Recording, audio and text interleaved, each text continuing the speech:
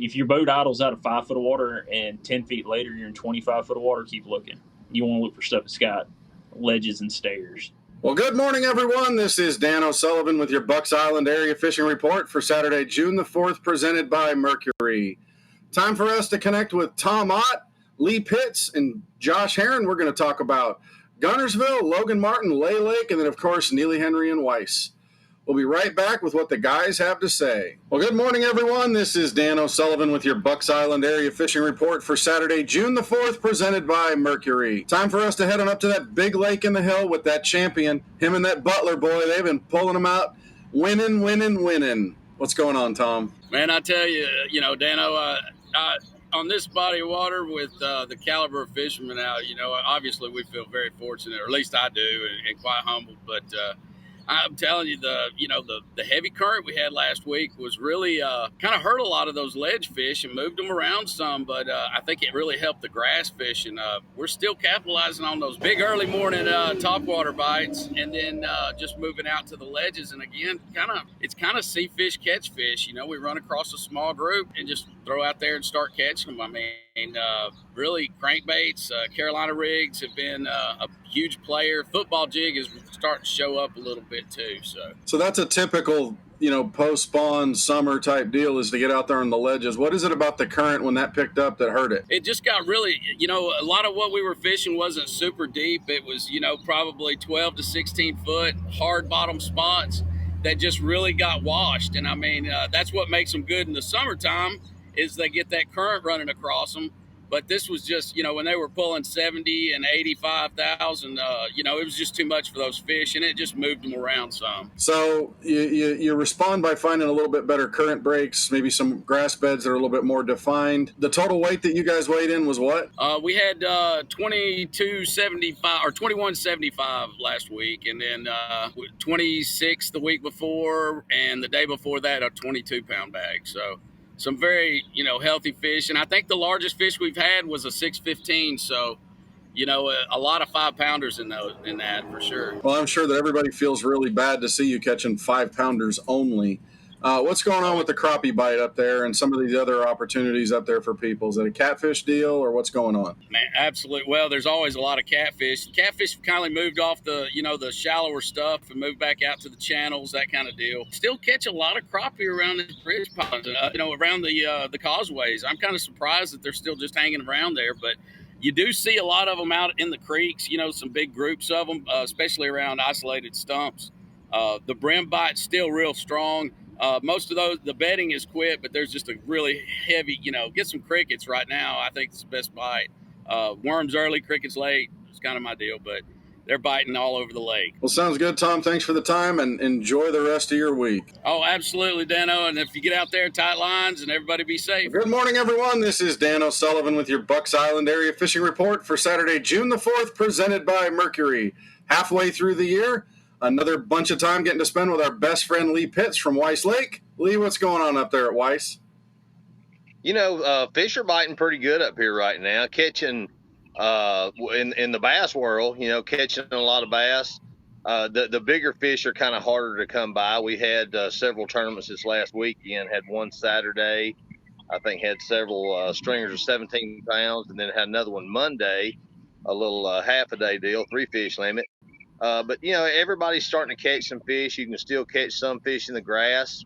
A lot of the fish here, like I said, this week, man, it's been summertime. So they're starting to move. They're moving towards the docks, wood cover. Got a lot of permanent docks here, so all the poles on that, and getting out on the ledges a little bit. So going after those things shallow, what are we still looking at? Swim jigs, spinner baits, crankbaits, bladed jigs? Yeah, well, a lot of just, your flipping baits, swimming a jig, buzz baits in the morning, getting some frog bites. I think the popping frog has been a little bit better here lately. The grass is getting thicker, and a lot of guys are, flipping a jig still. Around the docks, they're any kind of soft plastics, getting a little bit lighter weights, pitching them up underneath these docks, letting the fish kind of go to it. So just pecking on it. They're really relating to cover real well right now. Okay, let's turn our attention to Neely Henry. We had the Coosa River Team Trail last week. The guys won it with 20.38 pounds, big sack, but the weights carried a little bit down through. It took a little bit to get a check. What else are you hearing out of Neely Henry? It's just kind of like you said, man. I would love to have 20 this weekend down there. I've been spending quite a bit of time at Neely this week, and the bite for me is been kind of a slower bite. I can catch fish, but I'm catching smaller fish. I think that water level dropping a little bit is kind of pull some of the bigger fish out of the grass. I have caught some spots out there in the open water.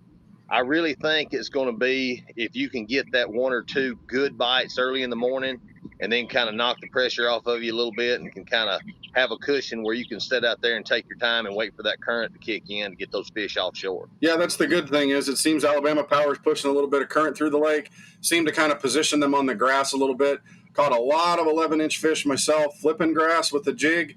I'm sure you'll find better because you are Lee Pitts, the man with the Neely Henry Lake wrap on the side of your Falcon boat, powered by Mercury. Lee, have a great ABT 100, and we'll talk to you again next week. Hey, thanks, guys. Y'all have a great weekend. Well, good morning, everyone. This is Dan O'Sullivan with your Bucks Island Area Fishing Report for Saturday, June the 4th, presented by Mercury.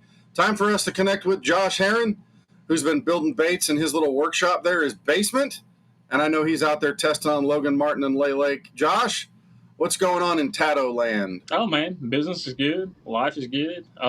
Fishing not so much, but it's coming around, I guess. And Logan is still kind of on that struggle bus train. 13 to 16 pounds a day seems like that's pretty well golden.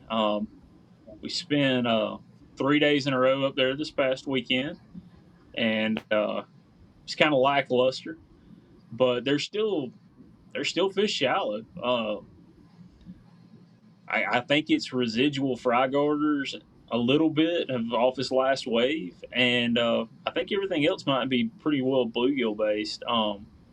Dock bite still hadn't fired off quite as good as I'd hoped it would yet, but like I said, there's still fish up shallow to be caught.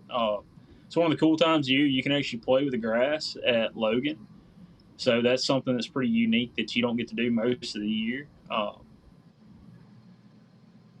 Fish are starting to set up more offshore than anything right now, I think. It's been a good time out looking on Saturday and on Monday. And there's clusters of fish that are starting to build. I think once we get a little bit of this mud out of here that we got off these last big storm systems, we're pretty well going to be dead in our summertime pattern, which is kind of cool because you get to do stuff like the whole Nico rig thing. These fish on the Coosa, like Lay and Logan especially, they'll eat a plug if you'll feed it to them, which is pretty unique. You can almost fish it like the Tennessee River. You just got to look for those little more tapering river ledges. Most of the stuff on Logan and most of the stuff on Lay is really vertical. So you kind of put your lake master to work and look for any of those like transition areas going in these creeks. You got these flatter ledges. You want to look for ones that actually have stair steps in them is the big key. You don't want it to be straight up, straight down, run off. If your boat idles out of 5 foot of water and 10 feet later you're in 25 foot of water, keep looking. You want to look for stuff that's got ledges and stairs and flats. And I'm assuming that you throw a plug, you can throw Magnum shaky head, a football jig, some of those kinds of things offshore, correct? Yeah, absolutely, man. Like I said, the Magnum shaky head's a really cool thing. Throw a big plug. 6XD, 8XD is really good bait. Nico rig's really cool when we don't have current. So that's going to be your things you need to look for. All right, brother, we appreciate everything. Thanks for the time, and we'll talk to you again soon. Well, that'll do it for our Bucks Island Area Fishing Report for Saturday, June the 4th, presented by Mercury. Thanks to Tom, Lee, and Josh for everything that they do every week. And don't forget, come on by and see us at the shop, whether you're needing tackle in the loft, parts with Pat and the guys, service on your engine, whether it's Mercury or Yamaha. And then, of course, talk to the sales staff, Katie, Patrick, and Melissa, and they'll be able to help you hopefully find the boat of your dreams.